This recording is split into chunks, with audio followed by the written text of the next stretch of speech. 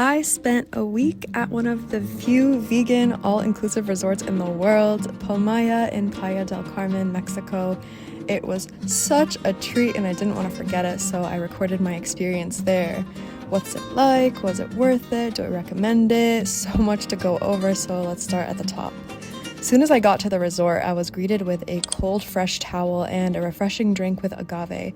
Very smart because it was hot and humid, which I love, but it did mean I was craving a cold drink the whole way over. Once I got checked in and everything, I was off to a tour of the property via a golf cart. I felt so safe the entire time. There are at least 2 gates just to get onto the property with ID and reservation checks, which is extremely important if you're a woman traveling by yourself or with other women. Once we got to my hotel room, my nomadic, basically my personal concierge for the stay, greeted me to give me a tour.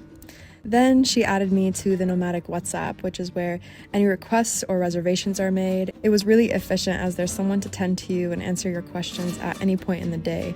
Once we were all settled, immediately went to the nearest restaurant on the property, which happened to be a taco truck, and I had my first meal. It hit so good, I was hungry, and the tacos were perfect.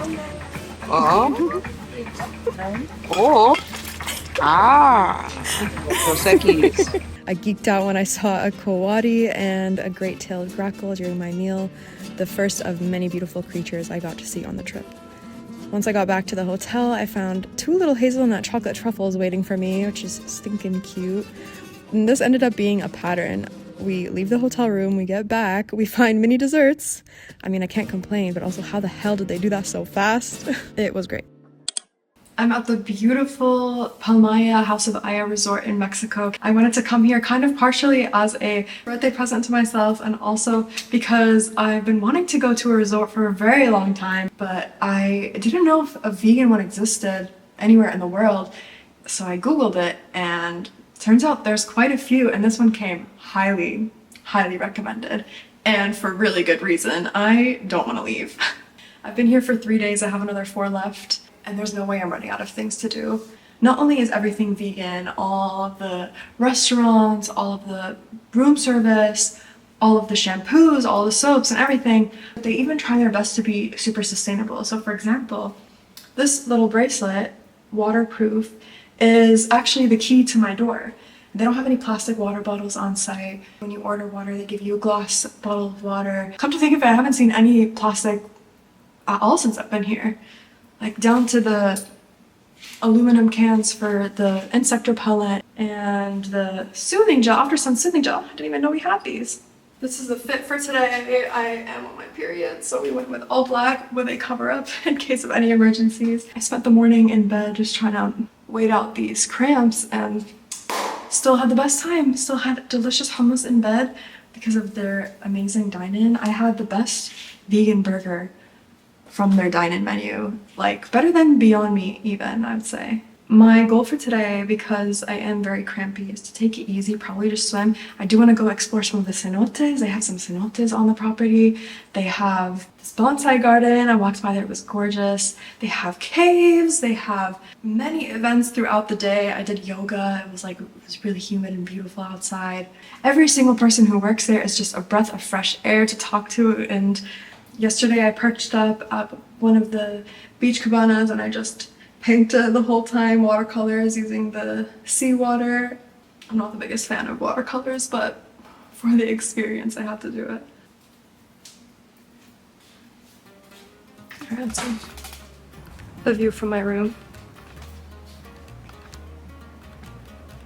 On the property, there's so much to see and do. Events like DJ sets, music every night on the beach bar, outdoor yoga with caring and attentive instructors, workouts, art, meditations, traditional Mayan ceremonies, and so on, with offerings changing every week. Then, of course, there's the incredible cenotes, which, let me Google that real quick, are natural sinkholes formed by the collapse of limestone bedrock that exposes groundwater, creating natural wells, pools, and caves. Cannot recommend taking a dip in them enough. The little fishies swimming around your ankles and your arms just instantly transports you into another world. There's also a cutie bonsai garden, which I didn't get much footage of, unfortunately, but hop on one of the many bikes available or take a walk along the property and you'll find it. But I know you're here because you want to hear about the food, so let me talk about the food. There are 6 restaurants on the property that span many cuisines. Each are worth a try, but I definitely preferred some over others. My favorites were Sukasa, where I had breakfast every morning. I mean, look at this. So good that an iguana literally stole a burrito off my plate. An iguana attacked my breakfast burrito this morning. I don't blame her, the burrito was delicious. It was really good. She has good taste. Mar de Olivo, the Italian spot, was also a big favorite, as well as Charlie's Vegan Tacos. I also just really enjoyed the cafe and bakery on site called Plantisa. I still dream about those conchas to this day. My least favorite was probably Ume, the Asian spot, but I do have to say the ambiance in every one of the restaurants is great. Also the drinks, they were delicious everywhere. Unfortunately, meat options are available if you request them because some people are so closed-minded that they can't fathom eating vegan for just a few days, I guess, even when the food is so clearly good. You'd be surprised though, the people who visit, I thought it would be mostly people coming in for the vegan food, but I found that most people came for the wooey health and wellness aspects. Whatever keeps a vegan business in business, I'm all for though.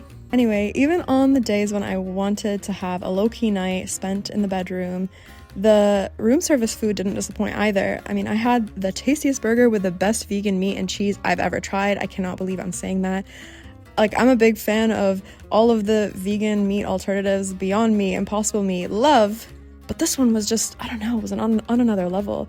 The cheddar was so realistic, I almost thought to call the hotel just to make sure it's vegan before I remembered. I was like, maybe they mistook me for one of the meat eaters visiting, but nope, just really good cheese. When we weren't eating delicious vegan food or partaking in the many activities available, we were on the beach or in one of the many pools, swimming, reading, binocularsing, birding, exploring the many ritual decks, sipping on water from a coconut, swimming up to the swim-up bar, sketching, journaling, and swimming some more. They even have a couple hot and cold plunges on the property, so I took it upon myself to try out my very first cold plunge. Feel free to skip to the end to see how that went. Unfortunately, when I was there, the beach was full of sargassum seaweed blooms, which are hypothesized to be a result of an influx of synthetic fertilizers into the Atlantic Ocean. So I didn't get to swim in the beach, but thankfully I am a pool person, so it didn't affect my stay at all. This is a little bit of an aside, but I was looking for a beach read to bring on the trip and opted for Bonjour Tristesse by François Sagan. The luxurious, beachy ambiance of the book was a perfect match for the life I was living my week in Mexico, and I started and finished it, as you'd expect, on the beach. When I called my local used bookstore to see if they had it in stock, the guy working there almost squealed in glee and delight, and then raved about it being his favorite book, and he'd been waiting for the day he gets this call, so that was just an adorable little story I had to share. On one of the last days there, my girlfriend surprised me with the best spa experience I've ever had at the resort's Atlantis Spa. It started with a swim in a private cenote, and then, to my complete surprise, a traditional indigenous sweat lodge ceremony called Temazcal, a Nahuatl word meaning house of heat. It took place in a dome-shaped mud structure that's supposed to represent the womb of a mother or the womb of earth. The leader ushered us in, placed large volcanic stones in the pit in the middle, and then poured a water infused with medicinal herbs onto the stones to create steam. We were in there in the dark heat for around 7 minutes before she asked us to come out. Then we were asked to rub an aloe vera and clay mixture on our arms and legs. And then she washed our bodies with hot water. It felt so good. And then a facial followed, and I didn't have to worry about all the products being vegan because it's baked into the resort. It's such a treat. I couldn't possibly not mention all of the magical animals I saw, so I'm just gonna rattle them off real quick. The birds of my dreams. Great Kiskadee on the balcony, named her Balconia. Magnificent frigate bird, tropical mockingbird, black vulture, sandwich tern, tepesquintle, aka lowland paca, sereke, aka Mexican agouti, couch's kingbird, and so many more birds. We even found an egg floating in the pool while I was chasing social flycatchers with my camera. Tried to put it somewhere safe, but I have to be real with you, I'm not sure it made it. And I really wanted to see monkeys like some of the guests we talked about, but I missed them. I guess it's an excuse to go back. Also, on the last 2 days, first thing in the morning, I opened my hotel room to find 4 perfect moth wings in front of it 2 days in a row. What? Like, absolutely stunning. I believe they came from hawk moths that must have been eaten by a predator, maybe a resident lizard or a bird. But if you know better, please let me know. I have them in my journal for safekeeping. All in all, the trip was pricey and bougie as hell, but so beyond worth the splurge every once in a while if you're vegan, in my opinion. It was so lovely to be able to go anywhere, eat and drink anything without having to think about whether animals were harmed or exploited for brief moments of pleasure. And if you're a vegan, you know what it's like to move through the world so hyper aware of that. I can't wait to go back. What do you think? Is this the kind of place that you would visit one day? Let me know. Thanks for watching. If you enjoyed this, please give it a little like, a little subscribe, all of the things. If you'd like to support my work, I have a link to my Patreon in the description below. You can follow me on Instagram. I'm really active over there.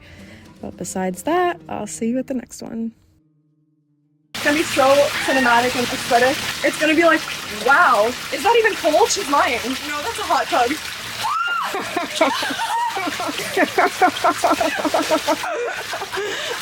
This is my first cold plunge. I've never done it before.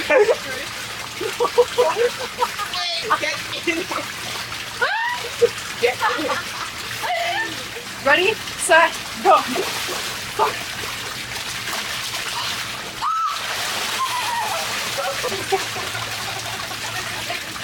I hate it so much.